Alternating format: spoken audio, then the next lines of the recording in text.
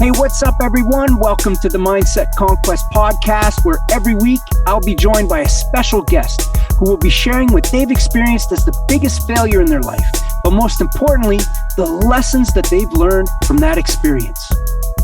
I'll be spending time with people that I've met throughout my life's journey in business, music, and sport. And the goal is to provide listeners like yourselves with the motivation needed to get through all of life's challenges and learn not to be afraid of failure, but rather to embrace it. Please like and subscribe and enjoy this episode. I'm Chris Atwell. I'm a mindset coach, a music producer, and a sales leader. In today's episode, I'm joined by Joe Lyons-Rising. Joe is the founder and chief empathy officer at Data Gives Back, an insights coaching and analytic consulting business. Data Gives Back is a social enterprise which donates 25% of its monthly revenues to the Season Center for Grieving Children in Barrie, Ontario. Welcome to today's episode of the Mindset-Conquest Podcast. I've got a very special guest with me today, Joe Lyons-Rising. Joe, how you doing, man? Doing awesome, Chris. Thanks so much for having me today. No, thanks for joining us. Listen, before we get started, I'd like to give our listeners a sense of who you are. Can you tell us a little bit about yourself, who you are, where you're from, what you do for a living? Yeah, so it's funny because the titles I'm going to talk about are fairly new. I've gone through some pretty big changes through the pandemic. And with that is that I'm a founder and chief empathy officer for a new social enterprise called Data Gives Back. Wow. But for me, like the biggest, most important title that I have is as being a executive grief ambassador for an amazing charity in Barrie, Ontario called Season Center for Grieving Children. Mm-hmm. So actually, they're a key piece of my company as we donate 25% of our monthly revenue to them to support grieving children and families. So you run a business that donates a portion of your revenues to charity? That's right. Yeah. And it's fully integrated into it. When I had the idea of starting Data Gives Back, the same breath to my wife was that, I want to start a business and I want to donate 25% of it to a charity. And that charity is definitely Season Center. Just from what I've been through, I can relate to it. I'm also originally from Barrie.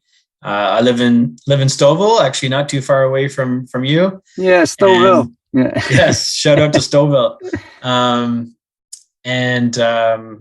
Just incredibly fortunate to be working at home with my new business and being here for my family with my wife and our two daughters. Wow, incredible. Hey, hats off to you, man. A lot of people are in business for themselves, but it's really inspiring to hear that you're in it for the kids too. It's a beautiful thing. The premise of this podcast is really to have our listeners get an opportunity to be motivated by hearing stories from my guests regarding their biggest failures in life, so that our listeners can learn to not be afraid of failing and actually learn to embrace it, because that's just part of life, right? So I'm just going to jump right into it, Joe, and I'm going to ask you, what do you consider your greatest failure in life?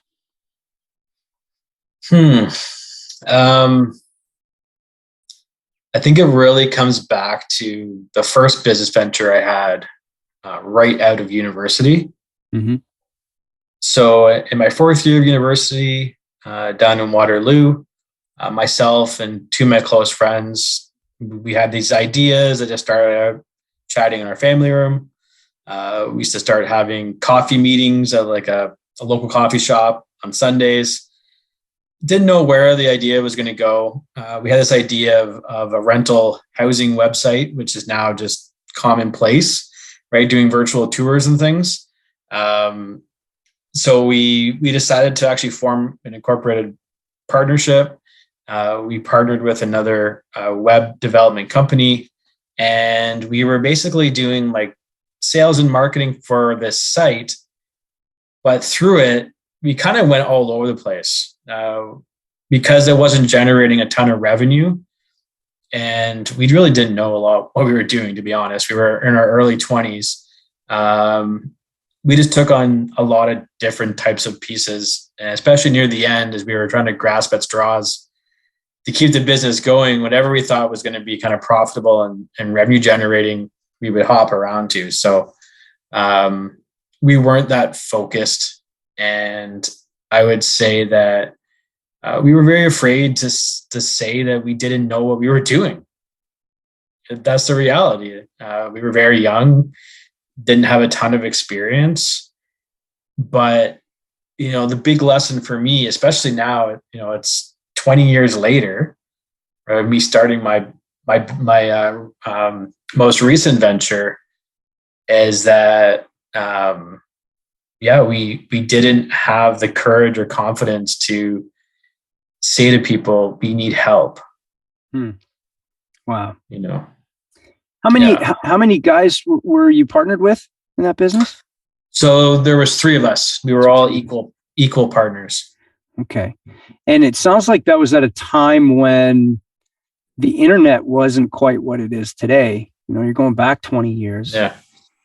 And here you are trying to do something innovative, but you're learning as you're going. So you learned that you needed to ask for help. Mm-hmm.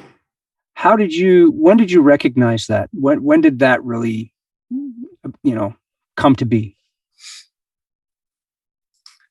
It took a while, because even after that, I made a big shift in my career. Mm-hmm. Right. So we ran that business for just shy of 3 years. And I had even gone full time on it, going into a whole whack load of debt. A bunch of us went into a whole whack load of debt. And then I totally switched gears and moved into the consumer packaged goods research and analytics space. Even through I would say my first 5 years there, it took me a while to feel comfortable to be really asking for help. And now, as a coach, I still see that. I still see that in a lot of, recent graduates, maybe less experienced professionals, that they're afraid to ask for help or be open that they don't really know what they're doing. So I have to say, it probably took me into my early 30s to finally realize that the great leaders and great entrepreneurs are the ones that are comfortable saying they need help. They are not experts in everything they do. So what they do is they surround themselves with experts. Yeah.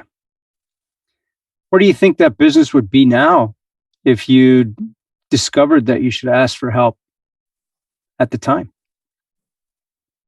Well, hopefully I would still be running it today, 20 years later. So Who knows what it would have gone to, because we were a bit ahead of our time. We were trying to, fit a need for university students to be able to, look through a rental property, which was high demand. You had a short window of time to book one. Yeah, I'm sure they get booked quickly. Oh yeah, and you had to be there physically, right? Because there's just be a couple pictures, and we were doing full panoramic view, but we made it way too complex. So complex that we didn't even really launch it properly. Okay. Right. So because we didn't have a playbook to go to, we weren't asking for help. It never really took off or got legs. It never even, that part didn't even generate revenue. It took us that long. We were that far down the rabbit hole on making it too complex. Okay.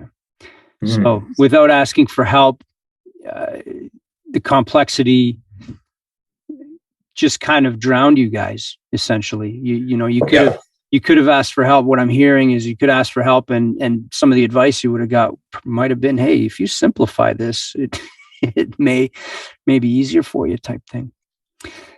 Crazy. So, and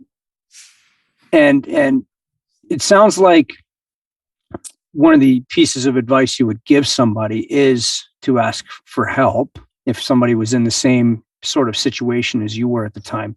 But what other advice would you give somebody who's, starting their own business, and might be going down a rabbit hole, right? And spending a lot of money and being overwhelmed with partners?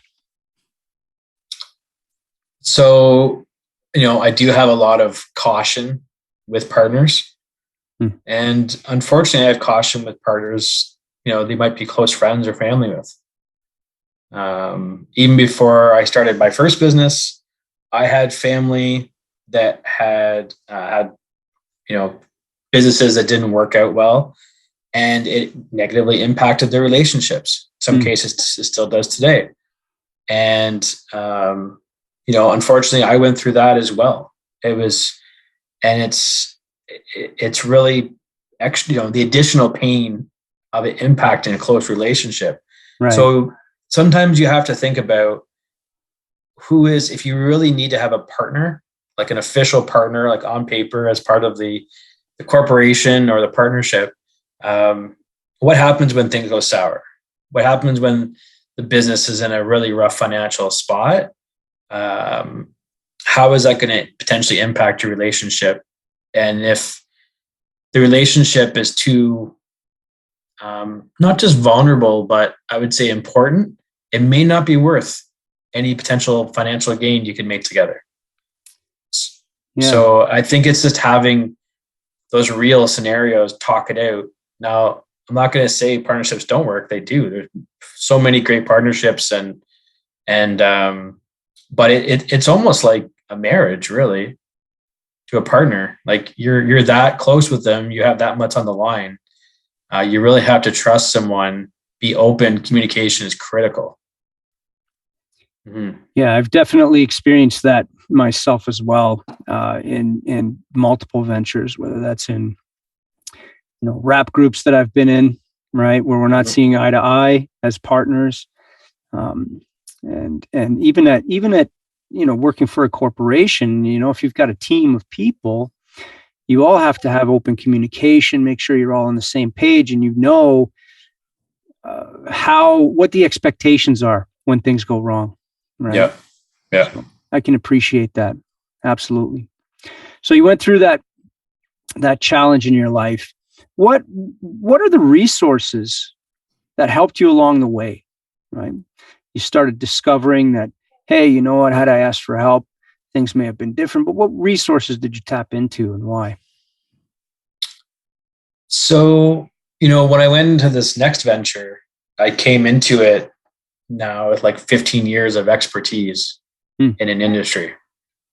So the one piece from a resource standpoint was all this experience, all the training and mentoring that I had received through my career, my corporate career. So that was a big difference. But the catalyst that kind of got me over the hump to leave, my corporate job during a pandemic was, two things really. It was, I have to say it was my wife, my partner, because, if she wasn't on board with it, there's no way I could go ahead or be as successful, right? I couldn't go 100% all in on it. So that was extremely critical. And, every day I appreciate, not just her support, but like kicking around ideas, because no matter if she's directly involved or not, we are partners in this business. If I own a business or a corporation and we're married, we're inherently partners. Absolutely. Right? So a lot of people don't realize that, but it's true. Yeah. So I always, and the great thing is she absolutely loves the business. She, her and I were already supporting the charity beforehand. So she loves that part. She's included in many of those events and whatnot. But The second piece was my business coach. So, Rob Gilbert, just an amazing business coach. And really it's what took me from just kicking around this idea of starting a business in, 2019. I said, yeah, like maybe 10 years to then, 7 months later saying, let's do it. Right. So, I was very nervous, worried, scared to leave my safety net of my corporate salary, my benefits, my pension, all these things. Right. But the more I worked with Rob, and it wasn't just like a one-time thing, right? Like I had ups and downs. There was a couple times where I wanted to pull the plug and I was too scared, but we worked through it together. So that piece, when I say when I was didn't ask for help, my first business, I didn't have like a constant coach or mentor like that in my life. Yeah, coaches can be a fantastic resource, absolutely. And I can appreciate where you're coming from when you say, hey, your partner, your wife, your husband, whatever, situation you're in. That's important, because when you're entering into a venture, running a business, or even managing a business or working for a business, that becomes part of your identity. It's who you are. It's what you're doing with the majority of your time. So you need your better half to be on board, right? Because they'll recognize if you're miserable. They'll recognize when you're happy. And by partnering on that, you can help elevate each other and lift each other up. And I couldn't agree more with the coaching, right? If you want a resource for anything in life, whether that's, achieving your fitness goals or the body type that you want, or learning how to cook incredible meals, even going to school, I would consider all teachers coaches, right? They're teaching you material, they're coaching you through challenges. Those are people who have valuable insight and you can develop a relationship with to guide you along the way. Very cool. Who would you consider to be the 3 people who've been the most influential to you? So I'd say apart from, my wife and my coach, one is actually my grandfather, Earl Lyons, and you can actually see I have his golden shoe from his shoe company behind me. A lot of people think it's a bowling shoe, that it's been spray painted gold, but no, that's a pair of Happy Hoppers from his company, Tender Tootsies, and this was in I think it's like the early 1960s, celebrating the 1 millionth pair sold. Wow!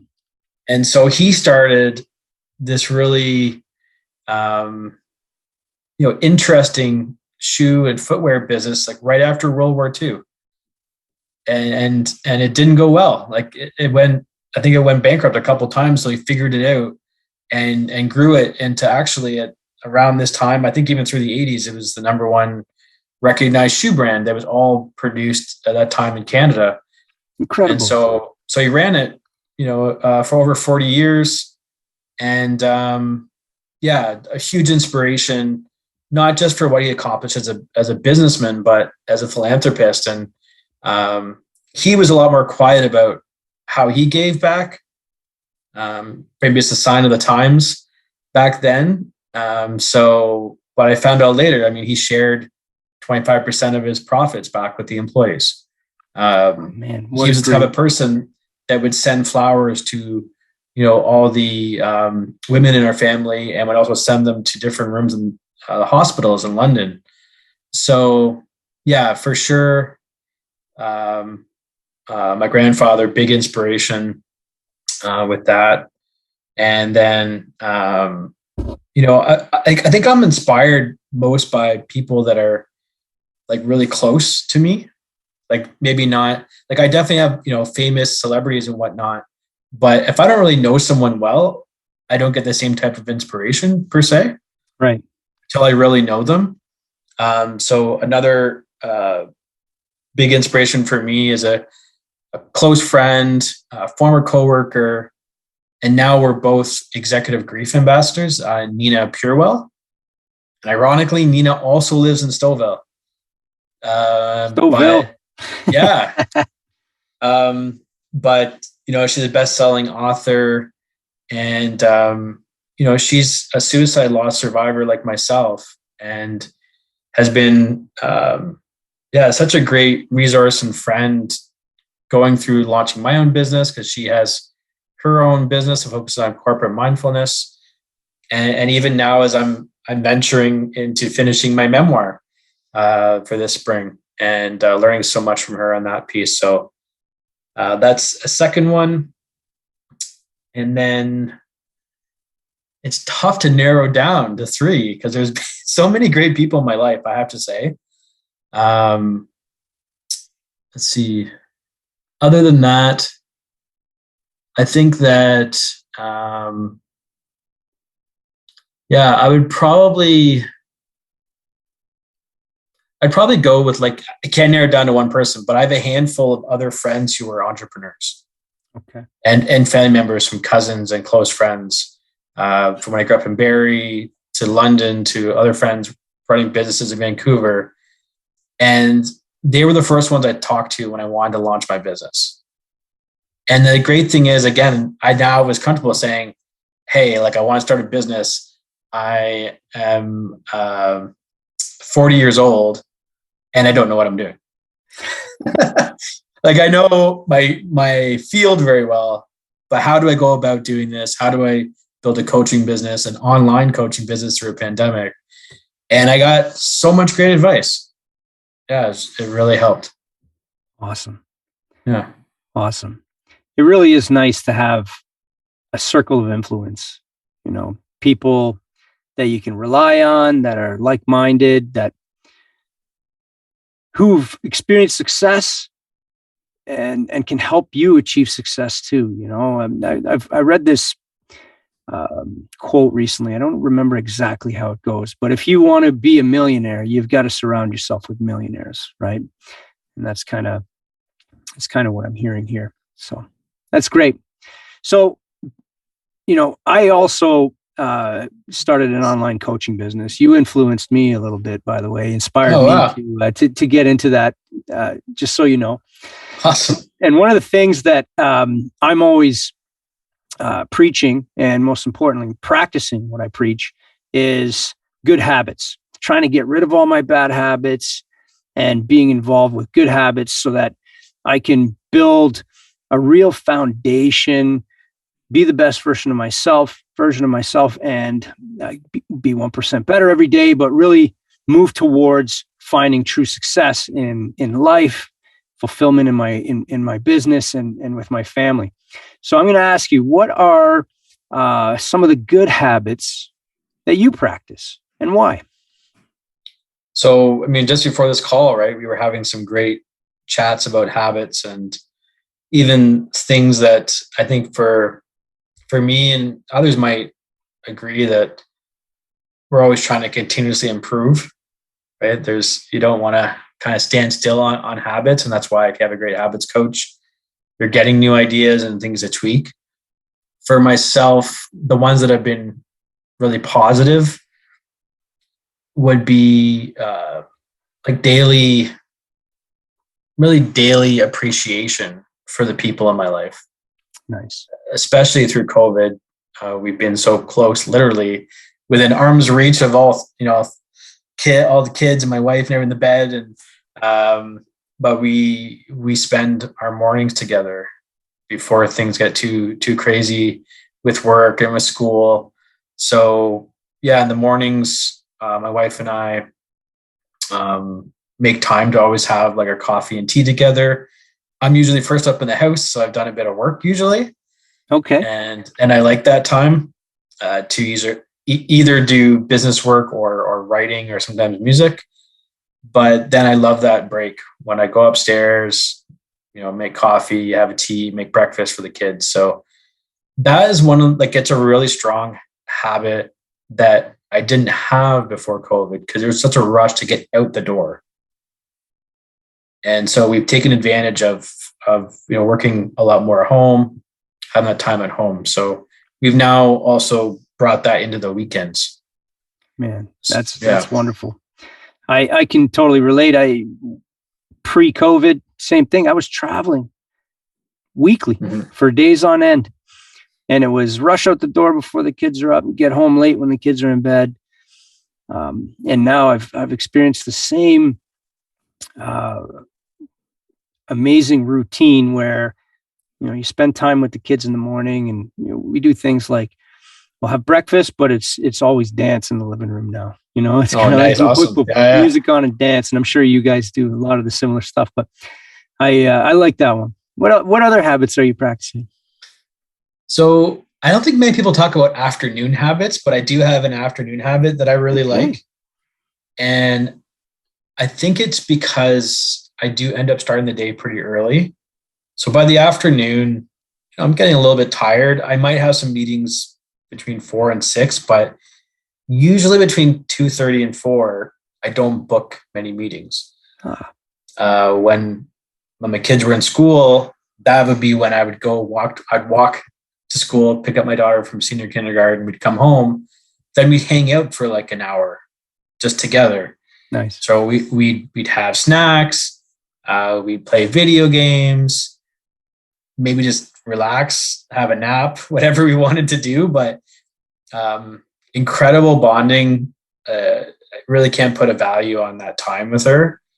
And that is something as well that I'm not looking to change at all, because I really value it. Not just from the time together too, just like take that, if you can, like take advantage of that break time at home and do something fun. Like, I don't know, play a video game or go do something active or go play in the snow or play basketball or something, right? You couldn't necessarily do in an office environment. Basically booking some you time, some me time in the middle of the day to kind of break everything up so that when you jump into some work later, you're feeling recharged, refreshed. You kind of got rid of some of those thoughts that might have been clouding your mind. I like to work out in the afternoon, so I understand. Oh, cool. Yeah. No, that's great. Joe, it's, you know what? We could talk all day. I'm really inspired by your journey. Again, hats off to, the fact that you share a large portion of your revenues. Like 25% is significant. It's a large percent to charity, and not only just a charity that's close to your heart. And to me, that's motivating, that's inspiring. And it's, I know that the kids who you're donating that money to must appreciate that so much. And they, I don't even know if they know you, but it brings joy to my heart. So thank you for doing that. I think that's amazing. Before we end this conversation, I want to just give the listeners an opportunity to know where they could connect with you online now that they've heard from you. So first and foremost, my storefront of my online business is LinkedIn. So LinkedIn is definitely my hub, my community. Just look up my name, Joe Lyons-Rising. That's Lyons, Lyons. If you find another Lyons-Rising on there, it's just my wife. There shouldn't be more than that. There's only two. Should be two, yeah.